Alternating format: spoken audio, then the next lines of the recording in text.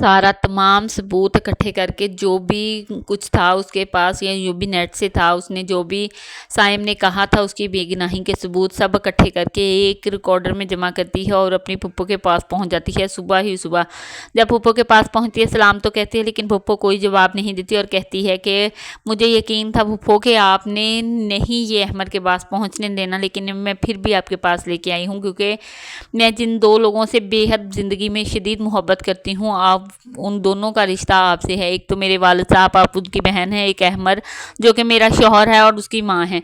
मुझे पूरा यकीन है कि आप ये रिकॉर्डर या ये जो भी मेरी बेगुनाही का सबूत है आप अहमद तक पहुँचने नहीं देंगी क्योंकि आप मुझसे बेइंतहा नफरत करती हैं, लेकिन फिर भी मैं आपके पास लेके आई हूँ। अब आपकी आगे मर्जी है, आप जो भी करना चाहें। जब वो चली जाती है रास्ते में उसकी गाड़ी का टायर पंचर हो जाता है, वहाँ साइम आ जाता है और उसे कहता है कि जब वो उसको देखकर कहती है कि आप क्यों मेरा पीछा कर रहे हो, तो साइम कहता है मुझे तुमसे माफ़ी चाहिए, लेकिन सारा कहती है कि मैं माफ़ नहीं कर सकती, तुम्हारा गुनाह ही इतना बड़ा है कि तुम्हें माफ़ी मिल ही नहीं सकती।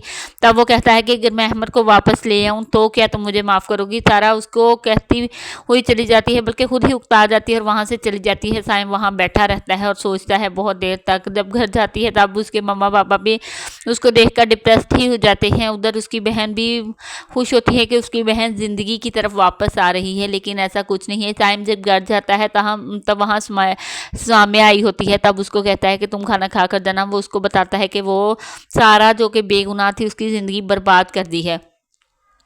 अब अहमद का कुछ पता नहीं, वो उसको छोड़कर जा चुका है। तब वो उसको कहती है कि मैं तुम्हारी मदद करूंगी, तुम उसकी ईमेल का पता लगाओ तो मैं तुम्हें उससे उसका एड्रेस निकाल के दे सकती हूँ। अब देखते हैं कि अहमद वापस आएगा। अहमद को सारा बहुत सारी मेल्स करती है, लेकिन उसका कोई भी जवाब नहीं आया अभी तक। उसने बहुत सारे बेगुनाही के सबूत भी उस तक भेजे हैं, लेकिन कोई भी जवाब नहीं अहमद ने दिया क्योंकि सारा उससे बेइंतहा मोहब्बत करती है। अब तो वो उसको जो ईमेल्स भेज भेज कर भी थक चुकी है। वो कहती है कि मैं थक चुकी हूँ तुम्हें ईमेल भेज भेज कर, क्योंकि तुम्हारी तरफ से बेइंतहा सन्नाटा है, तुम चाहते ही नहीं हो कि मेरी ज़िंदगी में वापस आओ। अब देखते हैं कि नेक्स्ट अहमद का क्या डिसीजन होता है। अहमद की माँ ने उससे सिग्नेचर तो मंगवा लिए हैं और ये भी किया है कि खुला मतलब सारा की तरफ से आएगी और तो अहमद जो है वो तलाक के कागजात भेजेगा तो किसी को शक भी नहीं होगा। अहमद के सिग्नेचर हमने कहाँ इस्तेमाल किए हैं। वकील उसको कहता है कि आप एक दफ़ा फिर सोच लें कि आपके बेटे ने जो भी साइन किए हैं क्या उसको तलाक के ज़रिए इस्तेमाल कर सकते हैं, क्योंकि ये अगर ये